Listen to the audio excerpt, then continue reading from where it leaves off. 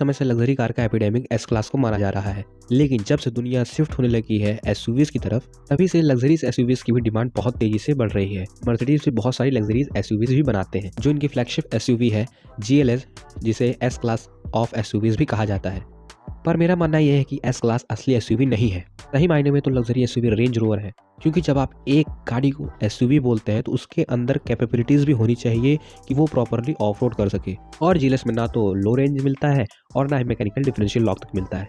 और water waiting capacity की बात करते हैं तो वो सिर्फ 500 mm की आपको देखने को मिलती है। वहीं हम लैंड रोवर के top of the line most luxurious SUV की बात करते हैं तो उसके अंदर आपको सारे इक्विपमेंट्स देखने को मिलते हैं, साथ ही साथ 900 mm की वाटर वेटिंग कैपेसिटी भी देखने को मिलती है। रोडिंग के हिसाब से रेंज रोवर काफी कैपेबल है। और एक बात और, रेंज रोवर में ऑफ रोडिंग करने के लिए आपको ज्यादा मेहनत नहीं लगती है, बस इस डायल को घुमाया और सारा का सारा काम गाड़ी अपने आप खुद कर लेगी। एक स्मार्टफोन की तरह इसे भी कंप्यूटर ही ऑपरेट करता है।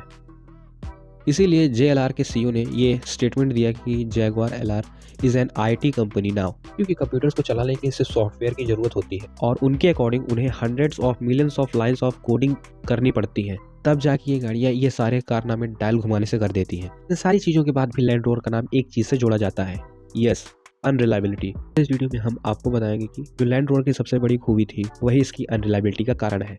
तो सबसे पहले हम समझते हैं कि बीते कुछ समय में लैंड रोवर ने कौन कौन सी technology over the period acquire करी है, जिनकी मदद से ये सारी कार्स असली एसयूवीज बन पाई हैं। तो शुरुआती दिनों में लैंड रोवर भी वैसे ही एसयूवी बनाते थे जैसे सभी ब्रांड्स बनाते हैं, यानी इसके अंदर सारी चीज़ें मैनुअली ऑपरेट होंगी, वो फिर चाहे गियर्स हो या विंडोज़ हो या हैंड ब्रेक वगैरह हो।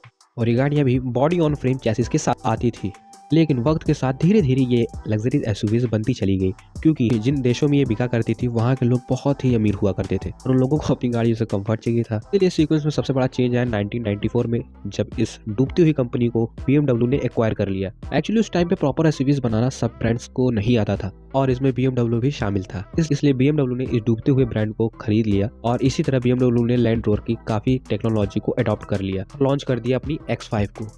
और जब BMW ने लैंड रोवर से सीख ली, टेक्नोलॉजी ले ली, उन्होंने लैंड रोवर को फोर्ड के हाथों बेच दिया। ऐसा नहीं है कि रेंज रोवर को कुछ नहीं मिला उनसे, उनको BMW से दो ऐसी चीजें मिली जिसकी वजह से आज वो लैंड रोवर बन पाई। सबसे पहला नाम है मोनोकॉक चैसी, दूसरा है इंडिपेंडेंट सस्पेंशंस। कॉक चैसी की वजह से इनकी गाड़ियां हल्की हुई, हल्की होने की वजह से बॉडी रोल भी कम हुआ एंड ऑल 4 इंडिपेंडेंट सस्पेंशंस की वजह से बॉडी रोल कम हुआ और इनकी राइड क्वालिटी भी कार वाली फील होने लगी। आज भी कई सारे प्रीमियम ब्रांड्स हैं जो कि ऑल 4 इंडिपेंडेंट सस्पेंशन का इस्तेमाल नहीं करते हैं, जैसे LC300 जो कि टोयोटा की सबसे बड़ी गाड़ियों में से एक है। उसके अंदर आपको रिजिड एक्सल सस्पेंशन देखने को मिलेगा। लेकिन इस इंडिपेंडेंट सस्पेंशन में ऐसा क्या खास था LR ने इसे इतने पहले यूज करने के लिए सोचा। ये जो रिजिड एक्सल सस्पेंशन होते हैं ये ट्रक्स में और असली एसयूवीज में यूज किए जाते हैं। ये काफी रॉ बस्ट होते हैं, बहुत ही ज्यादा लोड कैरी कर सकते हैं और इसकी वजह से गाड़ियों को काफी आर्टिकुलेशन भी मिलता है। गाड़ियां खतरनाक सिचुएशन में भी अच्छा परफॉर्म कर देती हैं। लेकिन रिजिड सस्पेंशन के साथ एक प्रॉब्लम है कि दोनों व्हील्स एक साथ ऊपर नीचे होते हैं। ये गाड़ी का मोशन खराब करते हैं और केबिन के अंदर आपको मोशन फील होता है, जिसकी वजह से गाड़ी आपको महसूस होती है झूलती हुई।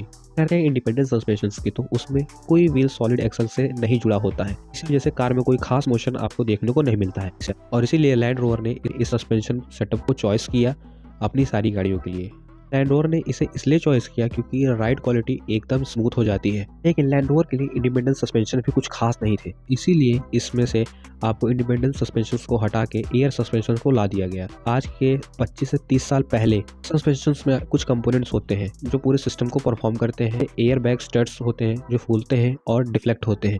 एक टैंक होता है जिसमें प्रेशर हवा होती है और एक गाड़ी का पंप होता है जो उसे गाड़ी को उठाने में मदद करता है, और एक सेंसर भी होता है जो कि हाइट को कंट्रोल करने में मदद करता है।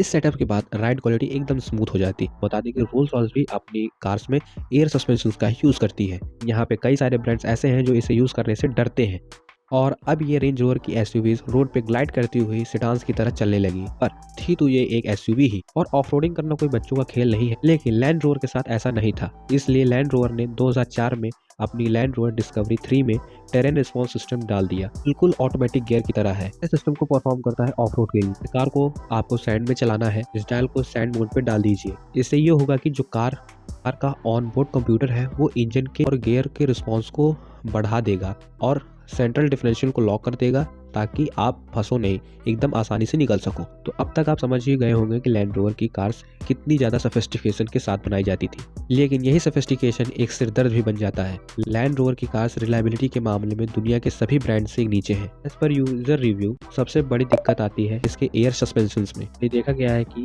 ये एयर बैग सस्पेंशन लीक होकर जाते हैं और छोटा सा लीकेज होता है जो समय के साथ बड़ा हो जाता है। फिर पैसेंजर को भी फील होने लगता है कि गाड़ी एक तरफ से दबी हुई है। ध्यान न दिया जाए तो पूरा सस्पेंशन सेटअप को भी चेंज करना पड़ सकता है।